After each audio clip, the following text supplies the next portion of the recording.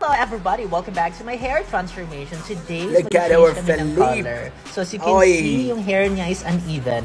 May blonde, may brown, may red, may black, may orange, may purple. So this is a mission. Yeah, pink to blonde, hair color process. Impossible na hair makeover at medyo challenging to kasi kailangan natin i-even out ng konti yung color niya at saka iba blonde talaga natin. So right now is nagla-lighten kami. So before this lightening process, tinreatment ko muna para may moisture pa siyang ilalabas. So after namin siyang treatment, silagay na namin siya ng pre-lightening Look how carefully they're doing it. They're professional.